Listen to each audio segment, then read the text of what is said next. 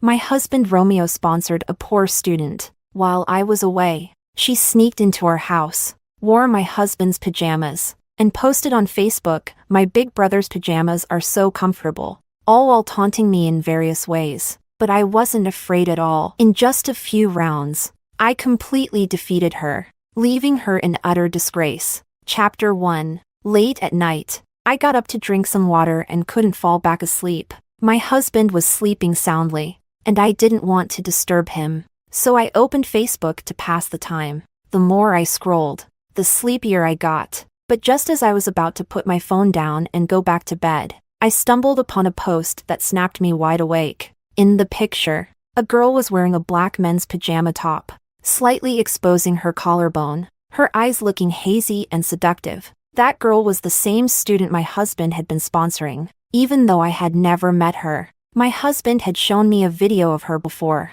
In the photo, she no longer had her usual plain appearance, but I recognized her immediately. The background in the photo was unmistakably my bedroom, and the pajamas she was wearing? I recognized them instantly because I bought them for my husband. Then I read the caption, "My big brother's pajamas are so comfortable," and a chill ran down my spine. There were a few comments under her post. I clicked on them and found something quite interesting. Someone commented, "So, did your wish come true?"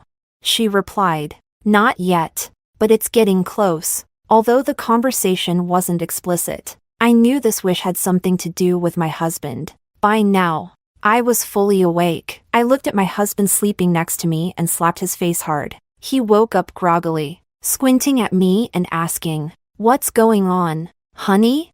I threw my phone in his face. "Look for yourself." My husband rubbed his eyes, looked at the phone, and his face immediately twisted in shock. "What the hell? What's Lucia's deal? Why is she wearing my pajamas and posting pictures like that?"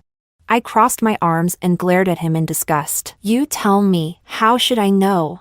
He scratched his head, trying to remember. "Oh, wait, I think I know. Babe, remember last month when she said she had nowhere to stay? You were kind enough to let her crash at our place for a night. She probably took the photo then." It all came back to me. That night, my husband and I had gone out, and we didn't return home. She called, saying she had no place to stay. I felt sorry for her, a poor student with no one to rely on, so I kindly let her stay at our place for the night. I never thought I was inviting a wolf into my home. The thought of her wearing my husband's pajamas, lying in our bed, made me feel sick to my stomach. Chapter 2. After this incident, my husband expressed strong disgust toward Lucia. He grabbed his phone and dialed her number. "Lucia, what are you trying to do?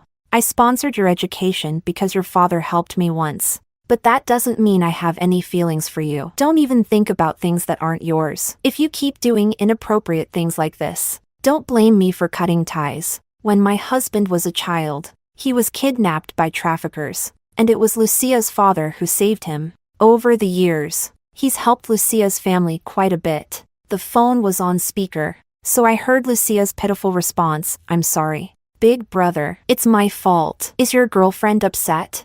I'll delete the post right away. I don't want to cause you any trouble." Just from these few words, I came to a conclusion. Lucia was a pretentious coquette, and a skilled one at that. My husband responded impatiently, "She's not my girlfriend. She's my wife. We're already married. It's not just her who's upset with what you did. I'm even more upset. She's my treasure, and I can't bear to see her unhappy. Who do you think you are, causing her trouble? You have 1 minute to delete the post, or you'll face the consequences." She apologized immediately and deleted the photo within a minute. I looked at my husband with admiration. No wonder I chose him. He always stays crystal clear in situations like this. The next day, Lucia's parents called to apologize and invited us to dinner. At first, I thought her parents seemed reasonable, but the reality completely shocked me. Chapter 3. Before the dinner, I dressed up carefully, wearing a Chanel suit, carrying a Hermes bag,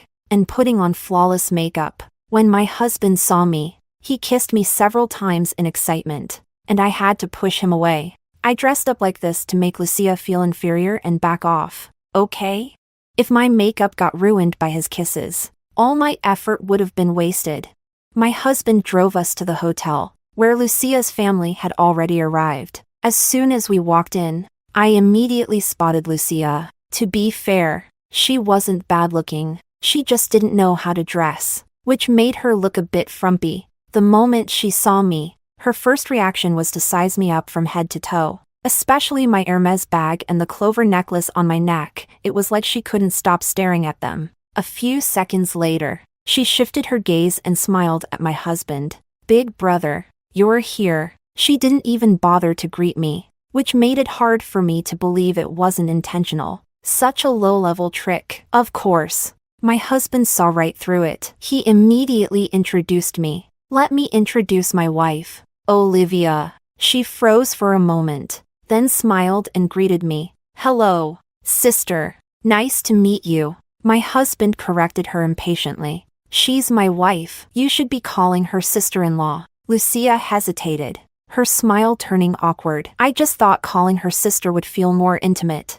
"Don't call her sister. My wife is the youngest in her family, and she's not used to being called that." The atmosphere became a bit tense, and Lucia's awkward smile showed she didn't know how to respond. Her parents quickly stepped in to ease the situation. "Lucia, calling her sister-in-law is actually more respectful. Don't say things that don't make sense." As soon as we sat down, Lucia's parents greeted us. "Go ahead and sit down." My husband and I took our seats, but Lucia immediately stood up and squeezed herself next to my husband. She picked up a shrimp and offered it to him, saying, "Brother, try this dish. It's so delicious. Do you remember when you were at our house, and my dad made shrimp for you? You loved it so much back then. You even told me that when you grew up, you'd marry me. Do you remember that?"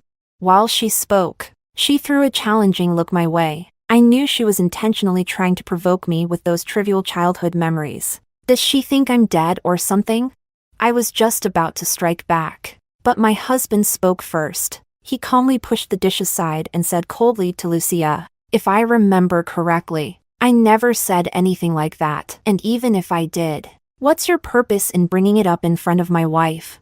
Look at him, he handled it so beautifully that I didn't even have a chance to respond. Lucia swallowed her resentment and forced a smile, explaining, "Oh, no, I was just joking with you, brother." Then she turned to me. "By the way, a few days ago I ran into someone I know, and when we started chatting, I found out he's actually your ex-boyfriend, Eric. He said you almost married him back then." "Oh, what a shame, right?" She looked at me triumphantly, but I ignored her and focused on my husband. This jealous man has always been bothered by my past relationship. He had finally moved on, but Lucia had to bring it up again. Lucia had no idea what kind of storm she was about to unleash from him. Chapter 4. Bang! My husband slammed his chopsticks onto the table, his face dark with anger as he asked Lucia, "So what? You feel it's such a shame? Why don't you go marry him yourself and fix your regret? That way, you won't feel it's such a loss." I watched Lucia calmly, as if none of this had anything to do with me. For a brief moment, Lucia looked panicked, her face turning pale. She bit her lip delicately, her eyes welling up with tears, and cautiously explained, "No, I didn't mean it like that. I was just talking casually." My husband let out a cold, disdainful laugh. Who brings up someone's ex-boyfriend like that? Today, I trust my wife unconditionally, but if it were anyone else, wouldn't your words have stirred up trouble and caused a fight at home? What exactly are your intentions? Or do you like that Eric? Lucia shook her head frantically. "No, how could I possibly like him?" My husband gave her a dismissive once-over. "At least you have some self-awareness. After all, Eric has experienced a woman like my wife. How could he possibly be interested in you?" With an expression full of contempt, my husband left Lucia speechless. I couldn't help but feel like laughing, but I thought it might be too mean, so I held it in. But honestly, I didn't think she was innocent at all in this situation. She could have chosen to stay out of trouble, but instead, she picked a fight with me and brought up Eric. She brought this on herself, didn't she? Her parents had been watching the whole time. Seeing their daughter get mocked by my husband, they looked a bit uncomfortable but didn't know how to step in to defend her. Seeing that my husband had vented enough, I gently patted his hand and playfully said, "All right, honey, don't be mad anymore." My husband gave me an apologetic look. "I'm sorry. I really didn't know she would.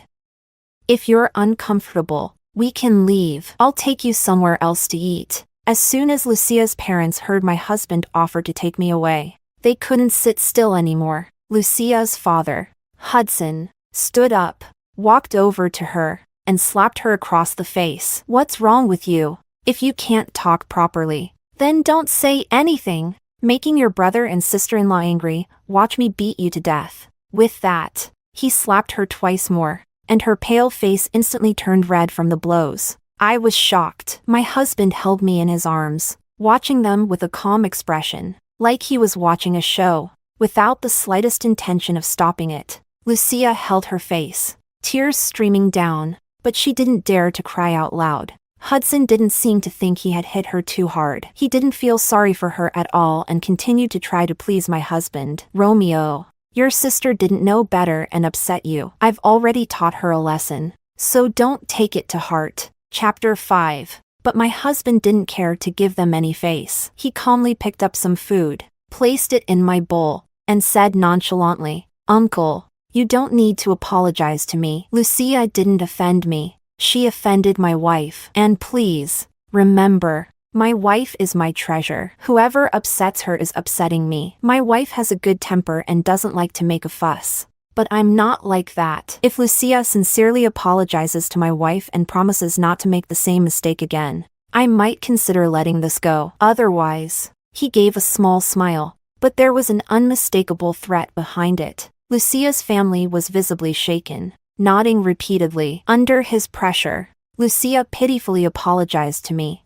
"I'm sorry, sister-in-law. I'm young and didn't know any better. Please don't hold it against me." I smiled and replied, "It's all right, little sister. Just make sure next time you don't wear my husband's clothes in our house. After all, my husband has a bit of a cleanliness obsession." That outfit was quite expensive, and he burned it that very night, saying it was too filthy to keep. I really don't know what to do with him. Lucia stood there, her face drained of color, swaying as if she was about to faint. Seeing I was satisfied, my husband added, "All right. Your sister-in-law is generous and doesn't care to hold grudges against you." Lucia stopped sobbing, slowly raising her teary eyes, looking pitiful as she whispered, "Okay, brother, I won't dare do it again." Only then did my husband's expression soften. We continued to eat, though the tension remained between us. Lucia kept sobbing quietly while she ate, but my husband didn't spare her even a glance. As the meal was winding down, Hudson sensed the moment was right and cautiously began, "Romeo, you see, my wife and I have been here for a while, and staying in a hotel for so long isn't ideal, right? How about we buy a department here? What do you think?" Lucia's mother quickly chimed in, "Yes, Romeo. Living in a hotel is so inconvenient compared to a home." I was curious, why were they discussing buying a department with my husband? Then I glanced at him and saw the look of disdain on his face. It hit me instantly. They were expecting him to buy the department. Realizing this, I was filled with displeasure. Over the years, my husband had already spent a considerable amount of money on their family to repay the life-saving favor they had done for him. Lucia's tuition isn't even worth mentioning. The house in her hometown was also bought by my husband. Hudson has a gambling problem, and over the years, he's lost quite a bit of money. Each time, my husband was the one to cover his debts. I never imagined their appetite would grow so large that they would even expect my husband to buy them a department in Beijing. I thought my husband would refuse, but to my surprise, he let out a soft chuckle and agreed, "Sure, Uncle, I'll look into some developments and get you all a department." "Thank you, Romeo. You're such a good kid." Lucia's family immediately expressed their gratitude. Lucia even shot me a smug, provocative look. I glanced at my husband, confused. Was he really going to buy them a house? Sensing my gaze, my husband gave me a reassuring look, signaling me to trust him. There was also a mischievous smile in his eyes. I knew that smile all too well. Every time he planned to outsmart someone, he'd smile just like that. So I immediately understood he was about to pull one over on the Song family. Looking at the hopeful faces of the Song family, I suddenly felt a bit sorry for them, knowing they were about to fall into my husband's trap. Chapter 6. After dinner, the waiter brought the bill. I saw Hudson signaling the waiter to bring the bill to my husband. I was speechless for a moment. They said they were treating us, yet they didn't even want to pay for the meal. What they didn't know was that this restaurant belonged to my dad. I gave the waiter a look, and she immediately understood. Standing firmly in front of Hudson without moving, Hudson was about to ask my husband for help, but I spoke up at just the right moment to cut him off. Honey, I'm a bit tired. Let's go home. My husband looked at me with a doting smile and playfully tapped my nose. Tired already, you little rascal? Let me carry you home. In front of everyone, my husband picked me up in his arms. As we turned to leave, I caught a glimpse of Lucia's face, full of jealousy and frustration, as if I had stolen something that rightfully belonged to her. But this was my husband. After all, she was destined to just stand there, helpless, with no way to change things. Once we were in the car, I said to my husband, "Did you see Lucia's expression? She looked like I had just stolen billions from her. She was practically glaring daggers at me." My husband kissed me on the cheek, stroked my hair, and pulled me into his embrace. "She's nothing. Let her jump around for a bit. I'll deal with her and her family all at once when the time comes." I was a bit confused. "Honey, what do you mean? Aren't her parents your saviors? And didn't you say you were going to buy them a department? Why are you talking about settling scores now?" My husband patiently explained. "To be honest, I've suspected for years that Hudson might have been an accomplice in my kidnapping. Otherwise, I don't understand how he rescued me so easily. But since I didn't have any evidence and didn't want to wrong my supposed savior, I never dug too deeply. However, just yesterday, I asked my assistant to investigate again and found out that Hudson is related to the traffickers. I haven't gathered enough evidence yet, so I promised to buy a department as a way to stall them. It all clicked for me. Now I understand. Don't worry, honey, I'll definitely help you keep up the act." He gently stroked my palm. "You don't need to do anything to help me. If you ever feel wronged, just tell me, and I'll deal with them for good. You have no idea." When she mentioned Eric today, I wanted to sew her mouth shut. I quickly reassured him, "Don't act too hastily. If they catch on, it'll be harder to handle. Let's keep pretending for now, and once we have the evidence, we'll turn the tables. You don't have to worry about Eric. You're the only one in my heart now." He seemed satisfied with that, and as I leaned into his embrace, I felt a deep sense of security. The next day at work, I heard that we had a new intern in the company. My colleagues mentioned that the new hire was a relative of the manager, coming to our department for an internship. I was confused. My dad hates nepotism, so how could the manager dare to pull strings right under his nose? "Oh, right, I work at my dad's company, to prepare me to take over in the future." My dad insisted I start from the bottom. That's why no one knows my true identity, and my colleagues freely discuss whatever they want around me. As I was thinking about this, the new intern walked over, and to my surprise, it was Lucia. She's related to the manager? Chapter 7. Lucia walked over with a smug expression, the team leader trailing behind her, bowing and scraping like a servant. My colleagues in the cubicles next to me were whispering, "I don't think she's just a relative of the manager. She's probably the boss's daughter. Look at how the team leader is sucking up to her." Exactly. Better not offend this Lucia in the future. I listened to their conversation as Lucia reached my desk and greeted us. "Hello everyone.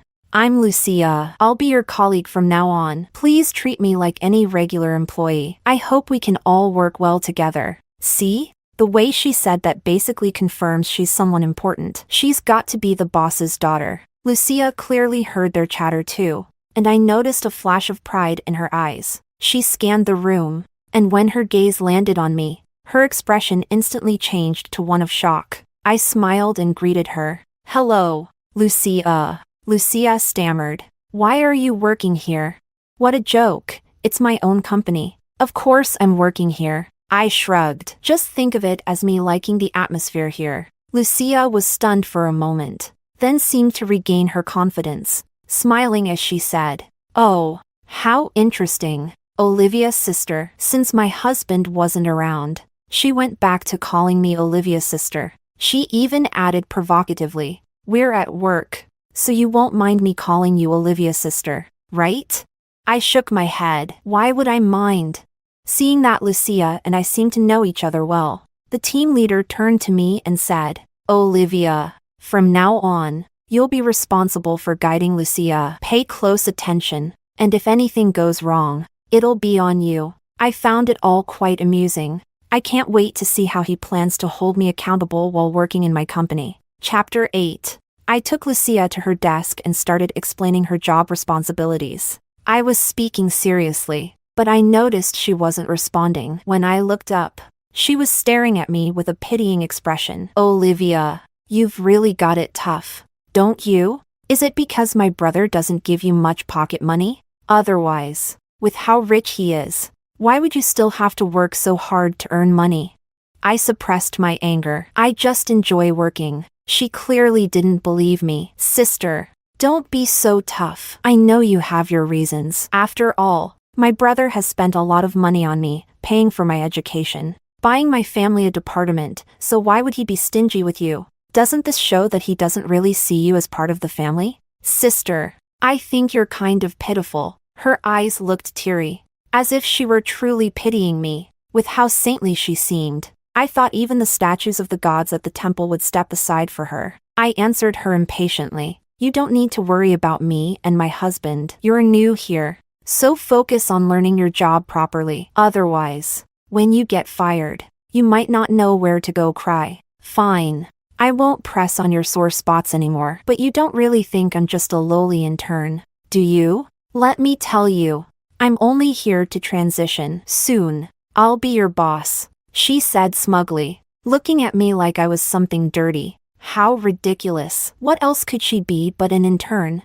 Lying to others is one thing, but lying to me, the real boss? Laughable. I was irritated, but remembering my husband's plan, I held back my anger. "Oh, well, I wish you the best in achieving your dreams." After work, my husband came to pick me up in his Porsche. As soon as I got in the car, he leaned over. "My precious, you've worked hard today. Are you tired? Want me to massage your legs?" I put my legs on his lap and ordered, "Of course. I'm exhausted." "You have to keep massaging until I'm satisfied." My husband massaged my legs for a while, and I felt the tension easing. Just as I sat back up, I noticed Lucia standing in front of the car, her eyes red and puffy. Anyone who didn't know better might think I was the mistress, and she was the wife. I was a bit freaked out. How long had she been standing there? Did she just witness me being intimate with my husband? The thought that she might have been spying on us made me shudder. What's wrong with her? Before I could react, my husband honked a few times and lowered the window. "What are you doing standing in front of someone's car? Are you trying to get hit or die? What's wrong with you?" She pitifully replied, "I was just passing by." "Passing by and just standing there? Are you trying to spy on us being intimate? Are you a peeping Tom?"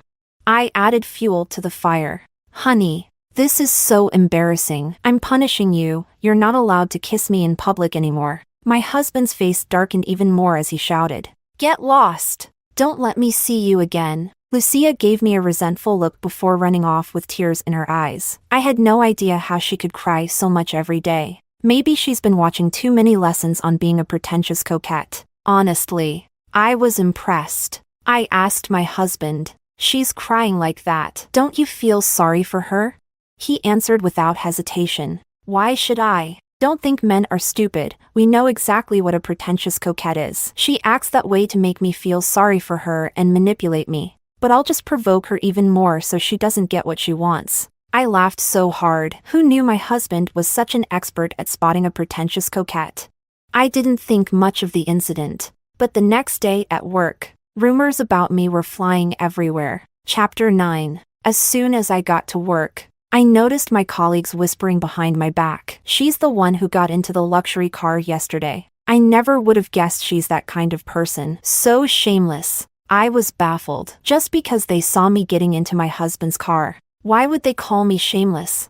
My husband and I are in a perfectly legal relationship. I went to find my colleague Ava, whom I get along with, and asked her what was going on. She whispered, "You don't know? There's a rumor going around that you stole Lucia's boyfriend, and she caught you red-handed." She was crying in front of the car. I couldn't help but laugh in disbelief. Lucia's ability to twist the truth is impressive. Since when did a legal wife become the third party in the relationship? She is the third party. For goodness sake. Too bad for her. Though, she's been trying to meddle, but my husband can't even be bothered to give her a glance. I wasn't interested in addressing such low-level rumors. After all, I'm not planning to stay a mere employee here forever. Once I take over my dad's position, the rumors will naturally fall apart. Why waste time explaining anything? I grabbed my cup and headed to the break room to get some water, but as I approached the door, I heard Lucia's pitiful voice. "I don't know why Olivia has to be so cruel and steal my boyfriend." Someone quickly chimed in. "Why else? She's after his money. Of course, she likes to act like a wealthy socialite, but turns out she's just like that." But it wasn't until I saw you, Lucia, that I realized what a real wealthy and modest girl looks like. I knew that voice all too well. It was Sarah. She always loved competing with me. If I wore Chanel, she'd get the same one. If I carried a Hermes bag, within days, she'd find one just like it. Of course, hers were all knockoffs, but she convinced herself that mine were fake too. So hearing her badmouth me wasn't surprising at all. After overhearing this, I held my head high and walked in. As soon as Lucia saw me, she immediately went silent, her face turning pale. But Sarah, who had been badmouthing me as well, glared at me with disgust and continued with veiled insults. "Ugh, don't you think people who ruin others' relationships are just the worst? I feel sick working in the same company as someone like that." Lucia kept nudging her, signaling her to stop talking. But Sarah, relentless in her mockery, sneered at me. "Why aren't you saying anything? Feeling guilty, are you?"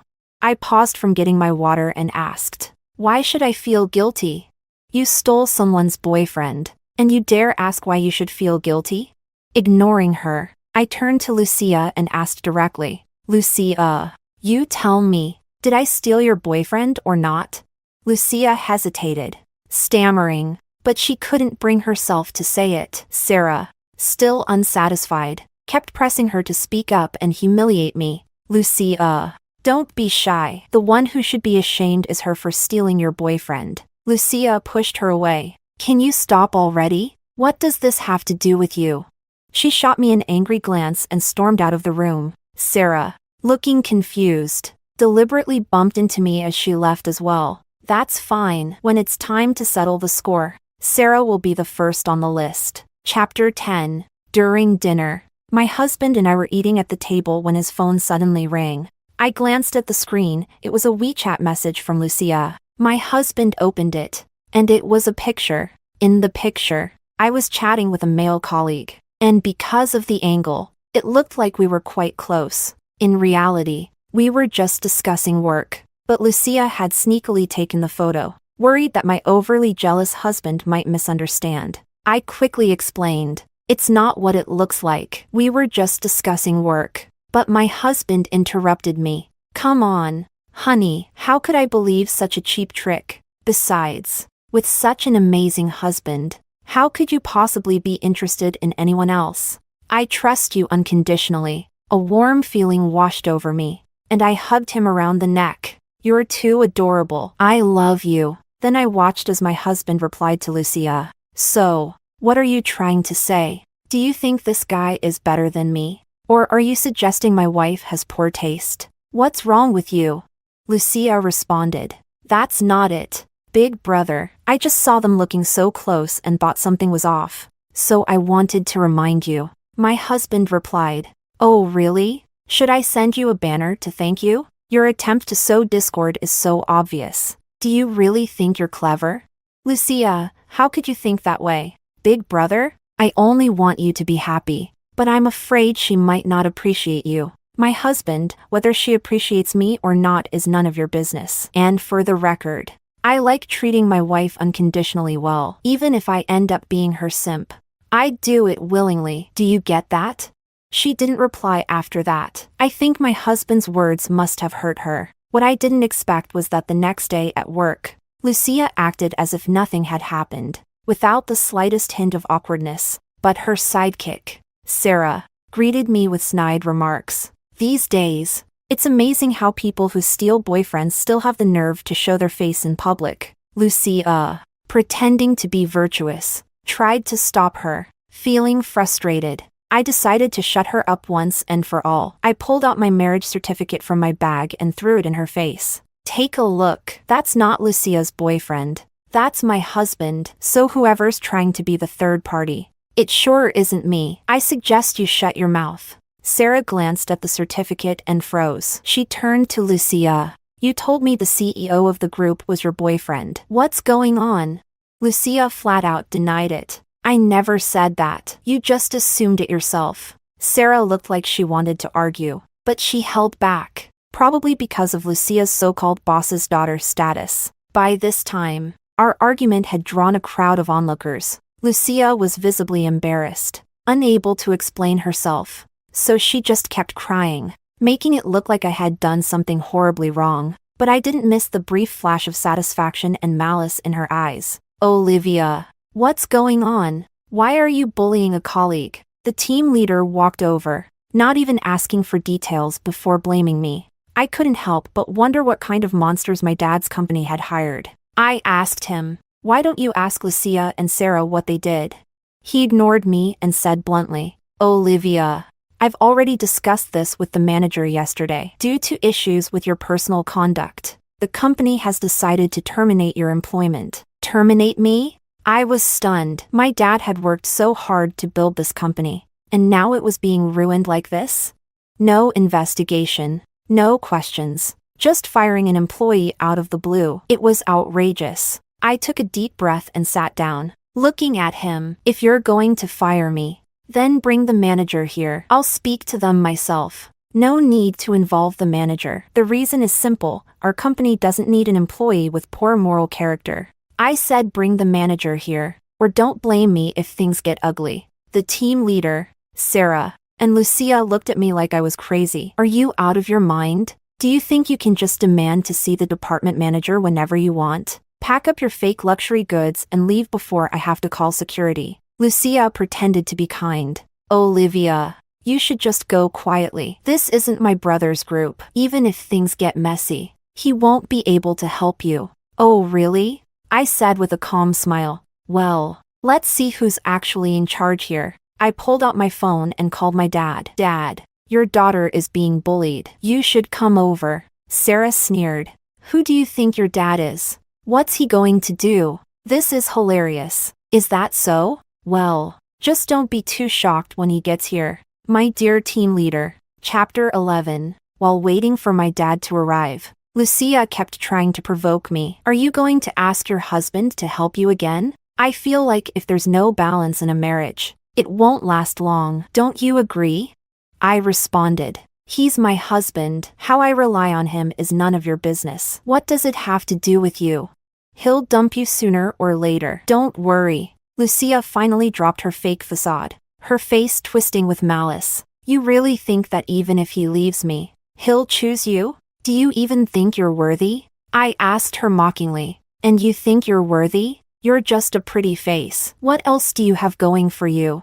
Well, it seems like you don't even have that going for you. At the mention of looks, Lucia snapped. She raised her hand to slap me, yelling, You vicious woman. I quickly tried to step back, but I wasn't fast enough. Just as her hand was about to land on my face, I heard a familiar voice. Stop right there. If you dare touch my wife, I'll make sure you regret it. It was my husband, Romeo. Lucia froze in fear and lowered her hand. Romeo stormed over to me, carefully inspecting my face. Once he saw that I wasn't hurt, he let out a sigh of relief. Did she scare you? He asked me. I shook my head, and then he pushed me toward Lucia. She tried to hurt you. So logically, I should help you hit her back. But I don't hit women, so you should return the slap yourself. Don't worry about your hand hurting. I've got some ice prepared for afterward. I whispered to him. Have you gathered all the evidence of their involvement in trafficking? Don't worry, the police have already taken her parents into custody, and they're on their way to arrest Lucia. Go ahead and hit her. 4 days. Romeo had been using the house as bait to stall Lucia's parents while he gathered evidence of their involvement in child trafficking. I looked at Lucia's pale face as she bit her lip, her eyes glistening with tears. Her voice trembled as she spoke. Brother, how can you be so heartless? My husband wasn't moved in the slightest. In fact, he looked impatient. Who told you to bully my wife? And stop calling me brother, it makes me sick. Still refusing to give up, Lucia tried one last desperate plea. Brother, why are you being so cruel to me? It's this woman who's been poisoning your mind, isn't it? My wife is poisoning our relationship. You think you're even worthy? You're not even a fraction of her. Just look at all the horrible things you've done. You said you had nowhere to go, and my wife kindly took you in. But what did you do? You sneaked around wearing my pajamas and posted pictures on Facebook. And that's not all. You've been picking fights with my wife ever since. Did you think I wouldn't notice? Then he turned to me and said, "Don't be soft. Hit her." I certainly wasn't going to go easy on her. As soon as my husband finished speaking, I stepped up and slapped her several times, hard enough to swell her face. She had just tried to hit me earlier. If I didn't strike back, I'd be a fool. Lucia clutched her face and looked at my husband. She dropped her pretense, and in a fit of rage, she screamed, "You really let her hit me? Have you forgotten that when you were kidnapped and almost killed by traffickers, it was my parents who saved you? If it weren't for them, you'd be long dead, and now you repay us with betrayal. You'll face the consequences. Whether they were my saviors, you know the truth better than anyone." My husband replied coldly. His accusation made her stumble back. Terrified, she quickly denied it. "I don't know what you're talking about." My husband scoffed. "Don't deny it just yet, you'll confess soon enough." And then, predictably, she started crying again. It seemed like it would never end. The team leader, clearly intimidated by my husband's presence, wanted to help Lucia but didn't dare to, so he threatened me instead. "Olivia, just you wait. I'm calling the police right now to have you arrested. Let's see who's really getting arrested here," came a familiar voice. I turned and, to my delight, saw my dad. The team leader noticed too and rushed over, eager to please. "Boss, you're here. This woman has been bullying your daughter. I'm calling the police right now to have her arrested." He angrily pointed at me, continuing his accusations. Meanwhile, I noticed Lucia's face turning pale. Of course, she was scared. After all, she was about to be exposed for pretending to be the boss's daughter. How could she not be? My dad, with a casual tone, asked the team leader, "So, you're the one who said you were going to have my daughter arrested?" The team leader opened his mouth, about to explain, but then seemed to realize something. He looked at me with wide eyes. You're the real." I asked him, "Why do you think my last name is the same as the boss's?" He looked like he wanted to bite his tongue off, then started frantically explaining. "I'm so sorry. I had no idea you were the true daughter of the boss. It was that fraud who deliberately misled me." I ignored his panicked explanations. Clowns like him weren't worth my time. I turned to Lucia. How did it feel, soaking up all that praise while pretending to be the boss's daughter? Chapter 12. Lucia, almost crazed, accused me. "Does it make you happy to see me looking like a clown?" My husband, worried she might lash out, pulled me protectively into his arms. "You're the one with a crooked heart. Who can you blame for that? And no, we don't find it amusing, we just find you as disgusting as a toad. You're constantly haunting me, and it's beyond annoying. I love you so much, and yet you're so heartless. You'll face the consequences." My husband laughed. "Do you love me, or do you love my money? I don't know if I'll ever face consequences, but yours have already arrived." He glanced toward the door, and a few police officers walked in. Lucia, thinking they were her saviors, excitedly pointed at me and the police. "Officer, she assaulted me. Arrest her immediately." The police ignored her and instead asked, "Are you Lucia?" "Yes. You are under suspicion of child trafficking. Please come with us." Lucia lost her composure and shoved the officers. "You've got the wrong person. I've never trafficked children. This has nothing to do with me." The police responded. "Is that so? Your parents just confessed, and they implicated you in the trafficking over the past 2 years." "No, they're lying. Don't believe them." Lucia struggled frantically, but she couldn't overpower the police. As she was being taken away, she glared at me with pure hatred and screamed, "Olivia, you B***TCH. This is all you're doing. You've ruined me. You'll get what's coming to you." My husband quickly pulled me into his arms. Shielding me, he calmly replied, "Your family's twisted actions, trafficking so many women and children, have caught up with you. You're facing your own karma. Yet you still want to blame my wife. You're disgusting." Lucia's face twisted even further as she saw how much he was protecting me. Yet she still clung to a sliver of hope and asked, "All these years, was it because I'm a trafficker's daughter that you didn't like me?" My husband spoke clearly. "Even if you weren't involved in human trafficking, I wouldn't spare you a glance. My heart only belongs to my wife. Stop being delusional. You and your parents. Your souls are filthy. Enjoy your time in prison. You've been pretending this whole time, haven't you? All that talk about repaying a debt, you knew the truth from the beginning, didn't you? I'll kill you. You've ruined me." Lucia was so agitated by his words that she started thrashing wildly, nearly breaking free from the officers restraining her. But in the end, she couldn't overpower the police, and they handcuffed her and took her away. As the commotion ended, my dad addressed the employees. "This is my only daughter, and she is the future leader of this company. From now on, follow her guidance." The room erupted in applause as everyone welcomed me to my new role. I glanced around and saw Sarah and the team leader trembling with fear. I used to be frustrated that my dad made me work from the bottom up. But after experiencing all the sycophants and opportunists, I finally understood his wisdom. After the formalities, my dad left to attend to his own matters, and my husband was called to the police station to assist in the investigation of his past kidnapping. The case hadn't been easy to solve, but Lucia's father, desperate for money, had recently kidnapped more children, and my husband's team caught him red-handed. The evidence was undeniable. What surprised me the most was that Lucia had been involved in the trafficking as well. With everything resolved, I turned my attention to Sarah and the team leader. Both of them immediately looked at me with forced smiles, trying to explain, "We're so sorry. It was Lucia who deliberately misled us. That's why we were fooled." Sarah stammered, "I'm sorry. I was just deceived by her. I thought she was the boss's daughter." I asked calmly, "If I weren't my father's daughter, would you still be apologizing to me like this?"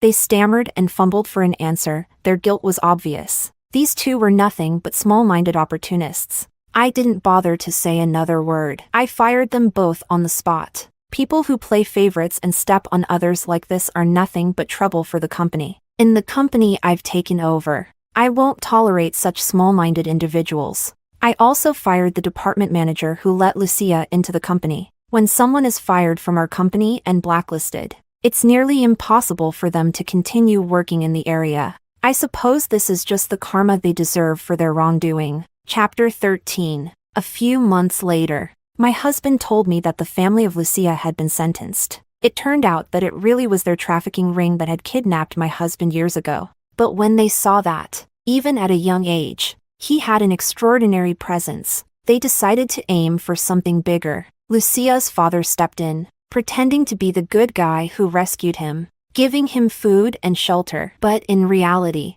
they were filled with malicious intentions. Hoping to reel in a bigger catch, they were truly insatiably greedy. Thankfully, my husband remained clear-headed and never fully trusted them. Most of the money he had given them was recovered as well. What made us even happier was that, through this investigation, many trafficked women and children were rescued thanks to my husband's efforts. It was truly satisfying. When I thought about those women and children who had suffered abuse, my heart ached. Human traffickers deserve the harshest punishment. They should be cut into 1,000 pieces. Later, the prison contacted me, saying Lucia wanted to see me. I refused immediately. There's no reason for me to see her. She was involved in so many cases of child trafficking. She deserves to spend the rest of her life suffering in prison. I only hope she spends her days behind bars in endless regret. After hanging up the phone, I asked my husband, "How were you able to see through Lucia's pretentious coquette act?" My husband replied, "You have to understand. There's no such thing as a high-level pretentious coquette or a truly clueless man. Every man can see through pretentious coquette intentions, some just choose to pretend they don't." I kissed him on the cheek. "You're amazing." I nestled into his arms as he gently rubbed my belly and asked, "Isn't it about time we had a baby?" I nodded and looked up at him. The sunlight streamed in through the window. A small gleam of golden light touched the tip of his nose, and another shimmered on his lips. The cicadas chirped from the sycamore tree outside the window. This was a perfect moment. Perfect moment. Perfect moment. Perfect moment. Perfect moment. Perfect.